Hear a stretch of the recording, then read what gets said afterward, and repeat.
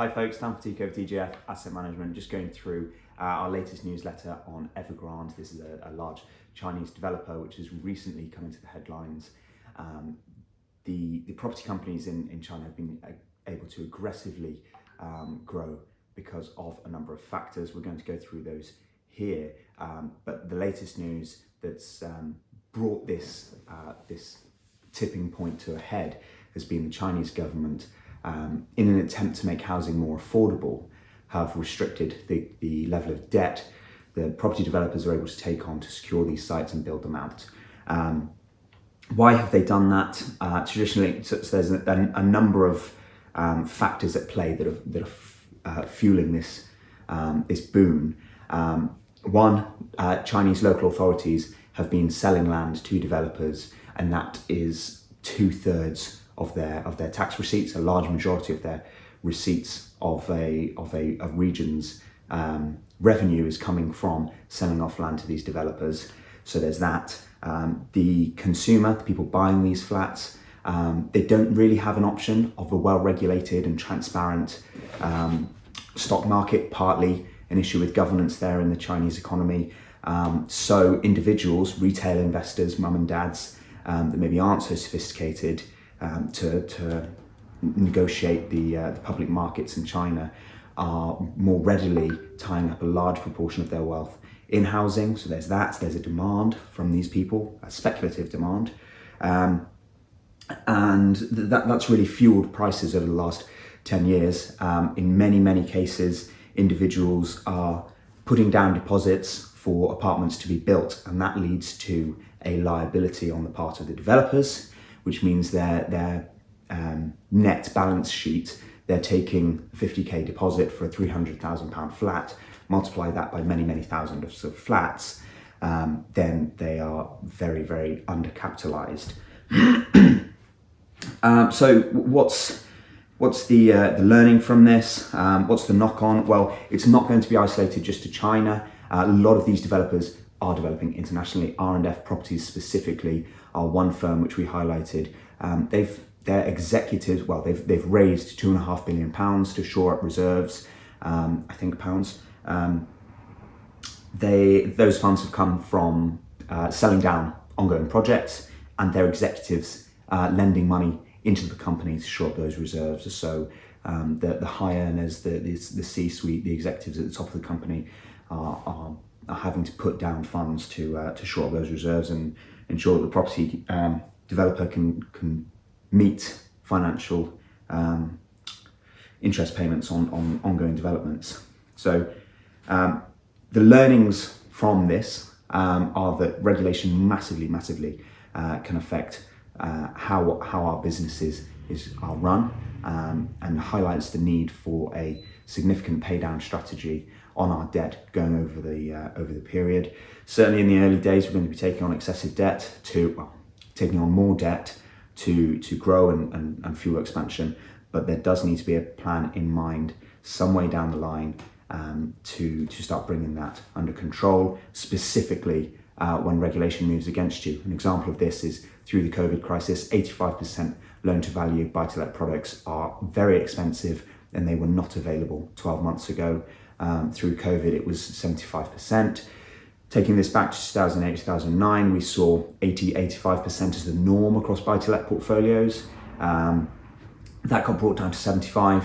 That's sort of where we've stayed since. There has been a trickle up in the good times up to the 85% market. But again, this last 18 months, that got curtailed. Could that go further? Certainly in the larger developments, you're looking many millions of pounds in multi-unit blocks in regional and major cities. Leverage is not going to be at 75%. We've got a project specifically we're working on in West London. The lending on that product has been particularly difficult. So multi-unit HMO, studio style apartment block, you're not going to get 75% buy-to-let products on that. It's going to be a commercial loan. You're going to be looking at lenders like Shawbrook, Octopus, Interbay, and they're going to be looking at around about 60% loan to value on a commercial basis. So again, stick to those brick and mortar values, maybe look at 75%, pay down plan to 70 or 65. there's a number of factors here that help there. The rental cover is one issue, but people are circumventing that by going through planning and securing 9, 10, 11, 12 bed units. A house that's maybe worth £200,000 suddenly has a commercial valuation of 400,000. So that's fine when the market's strong and there is lending to support that. But if there are two lenders that will give you a commercial valuation at 400k on a house that's worth 200k on that street, if one of those lenders drops out, you then have one lender for your 5-year commercial loan. If they're not prepared to lend to you in 5 years' time, or they're restricting their LTVs, where does that leave you? It doesn't leave you with many options. So where are you refinancing to? Not only securing this mortgage today when you refinance your project, but in 5 years' time, in 10 years' time. These interest-only mortgages are great for the cash flow, but certainly when you're leveraging so aggressively to the top of the market, you are almost backing yourself into a corner there in terms of options. Where do you go next? So that's something to be aware of. One thing that I thought was really, really interesting with regards to the newsletter we brought out, the UK is poised for a very unique boon. In the last, over the next 10 years, the demographic of 18-year-olds is set to increase by 25% from 750,000 to 900,000. Now that's significant. It really is quite huge. That's 25% more people going to university, joining the workforce, joining public transport, looking for housing. So there's going to be a massive demand around that space. To give sort of context to that, why has it happened? It's happened because baby boomers of the 50s and 60s were born. They had their children in the 70s and 80s, who have had their children in the early noughties, and those people are now coming to age and joining the workforce. To give context, Europe over the next 10 years, their population of 18-year-olds is set to grow by 2%, so 14-fold more on the very little island that we're on in Great Britain. So what does that mean? I mentioned it previously. Demand for schooling is going to be increased. Public service demand is going to be increased. The labour availability is going to be increased. Certainly the low-end skill, where hospitality and leisure have been absolutely crushed this last 18 months. You're going to have youngsters, university students looking for those part-time jobs to support studies, working in and around restaurants, bars, leisure, etc.